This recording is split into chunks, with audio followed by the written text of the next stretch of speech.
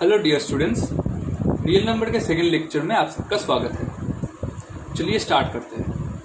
आज हम जो टॉपिक से स्टार्ट करेंगे वो है डिविजिबिलिटी। तो डिविजिबिलिटी क्या है?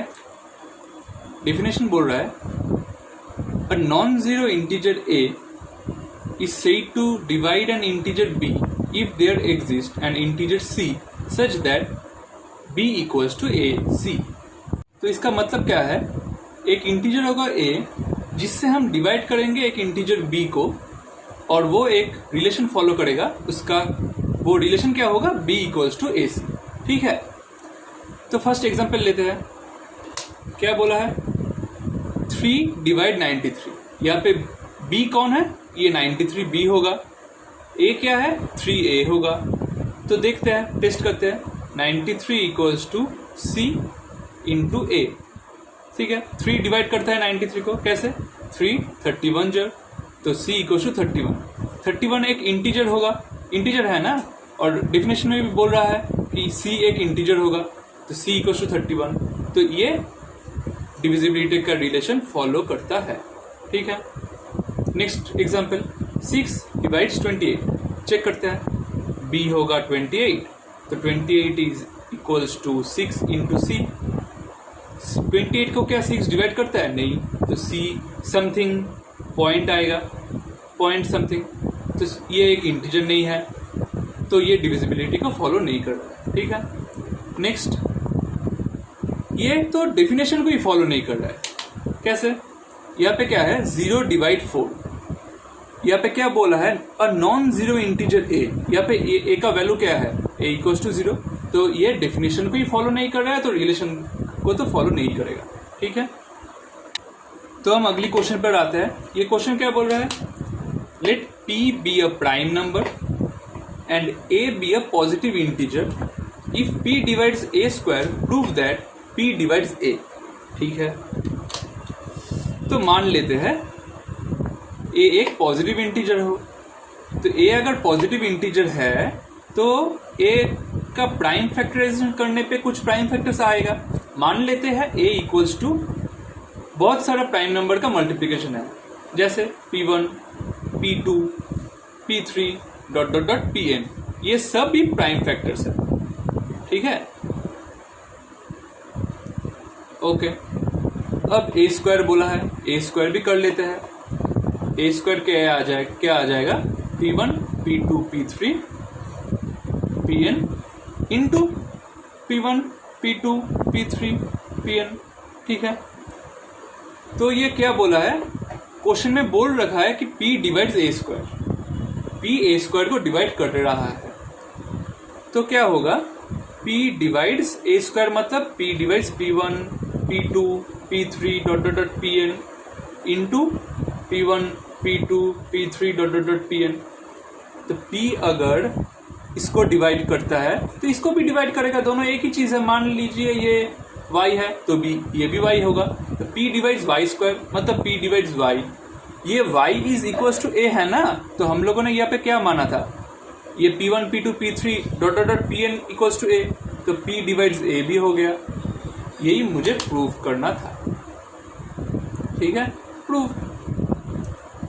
और एक बात, मैं आपको जो जो नोट्स लिखाऊंगा और जो जो क्वेश्चन करवाऊंगा ये पूरा आर.डी. शर्मा का बेस्ड क्वेश्चंस है। ठीक है, हम लोग ऑनलाइन जो एक्सरसाइज भी सॉल्व करेंगे वो भी आर.डी. शर्मा का है। ठीक है, हम लोग इस चैनल पर सिर्फ आर.डी. शर्मा फॉलो करेंगे, क्योंकि एनसीईआरटी फॉलो करने से आप लोग अच्छा नंबर ले पाओगे।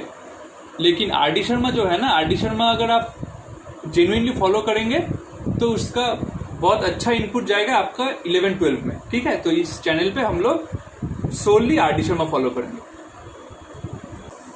तो पिछले दिन हम लोगों ने प्राइम फैक्टराइजेशन सीखा था, तो आज उसका क्वेश्चन भी कर लेते हैं। 140 का प्राइम फैक्टर अगर करेंगे 270, 235, 57, कैसे लिखेंगे? 140 is equals to 2 square into 5 into 7।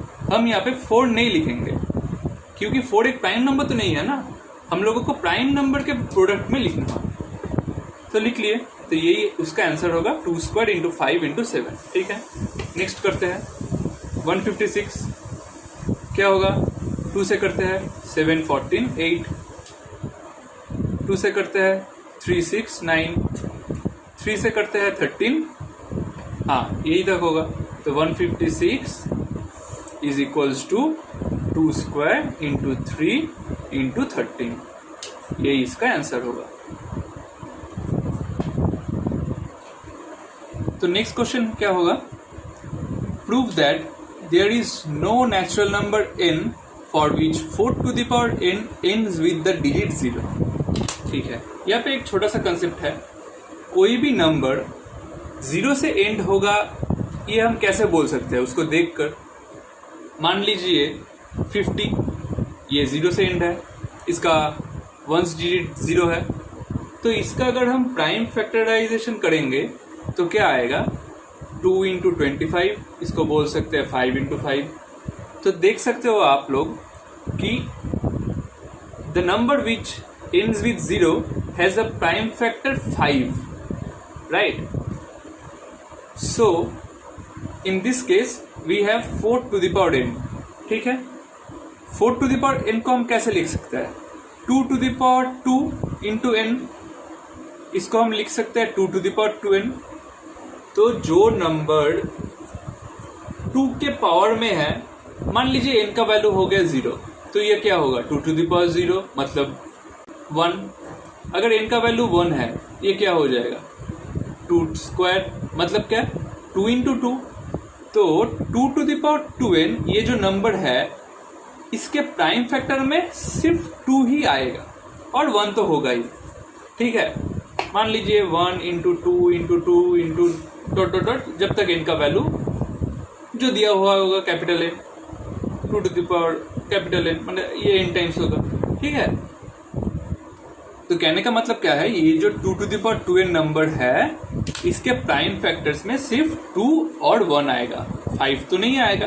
तो हम बोल सकते हैं कि 2 to the power 2n equals to 4 to the power n will not end with digit 0। ठीक है, तो नेक्स्ट क्वेश्चन पे आते हैं। नेक्स्ट क्वेश्चन क्या दिया हुआ है, यहाँ पे 12 टू द पावर n है, सेम क्वेश्चन है। 12 टू द पावर n के एंड में क्या डिजिट 0 और 5 आएगा, देख लेते हैं। तो ये नेक्स्ट क्वेश्चन पे सेम ही होगा, यहाँ पे 12 टू द पावर n है, तो हमने क्या किया, 25 है, उसके प्राइम फैक्टर्स क्या होगा, 5 इंटू 5। यहाँ पे 0 अगर एंड होगा लास्ट में, 0 अगर रहना है तो 50 एग्जाम्पल, तो उसमें क्या होगा, 2 इंटू 5 इंटू 5, मतलब यहाँ पे 5 तो आना ही है। तो हम क्वेश्चन पर आते हैं, 12 टू द पावर n, 12 का प्राइम फैक्टर्स क्या होगा, 2 into 2 into 3 to the power n। तो मतलब इसका जो प्राइम फैक्टर्स आएगा वो 2 और 3 ही आएगा। मान लीजिए n का वैल्यू 1 है तो ये होगा, इनका वैल्यू अगर 2 है तो यही तो 2 बार आएगा ना, मतलब प्राइम फैक्टर्स तो वही रहेगा, 2 और 3। तो हम ये बोल सकते हैं in 12 to the power n prime factors are 2 and 3, therefore it will not end with 0 and 5, right? तो नेक्स्ट क्वेश्चन क्या दिया हुआ है, explain why this number and this number are composite number. तो मेरे पिछले क्लास में मैंने आपको लोगों को बताया था कॉम्पोजिट नंबर क्या होता है, any natural number n which has 2 or more than 2 factors, 2 or more than 2 factors। ठीक है, तो क्वेश्चन पर आते हैं। फर्स्ट नंबर क्या दिया हुआ है, 7 इंटू 11 इंटू 13 प्लस 13। ठीक है, अगर हम यहाँ पे 13 को कॉमन लेते हैं, ये क्या हो जाएगा, 7 इंटू 11 प्लस 1, तो ये क्या है, 13 इंटू 77 प्लस 1, इसका मतलब क्या होगा, 78। तो 2 फैक्टर है ना, मतलब 2 नंबर है, 13 और 78। तो ये जो नंबर है जो क्वेश्चन में दिया हुआ है उसका 2 फैक्टर्स होगा। हाँ, इसका भी प्राइम फैक्टर्स होगा, उसमें हम नहीं जाएंगे। जो क्वेश्चन दिया हुआ है 7 इंटू 11 इंटू 13 प्लस 13, इसका 2 फैक्टर्स है, 13 और 78। ठीक है, नेक्स्ट पर आते हैं। 7 into 6 into 5 into 4 into 3 into 2 into 1 +5।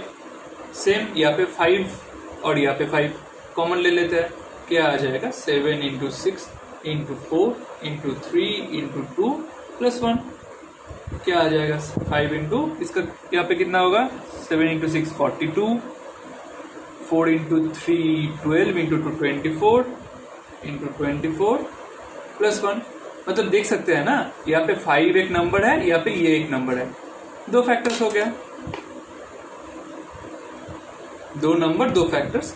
तो ये प्रूफ हो गया कि ये दोनों कॉम्पोजिट नंबर्स हैं, क्योंकि 2 या 2 से ज्यादा, अगर ये इस यहाँ पे हम लोग प्राइम फैक्टर करेंगे तो और ज्यादा आएगा। 13 एक प्राइम नंबर है, 78 को अगर हम फिर तोड़ेंगे तो उसके अलग प्राइम नंबर से आ जाएगा, तो ये 2 और मोर देन 2 फैक्टर्स आएगा, इसलिए इसको हम कॉम्पोजिट नंबर बोलेंगे। ठीक है, नेक्स्ट क्वेश्चन पर आते हैं।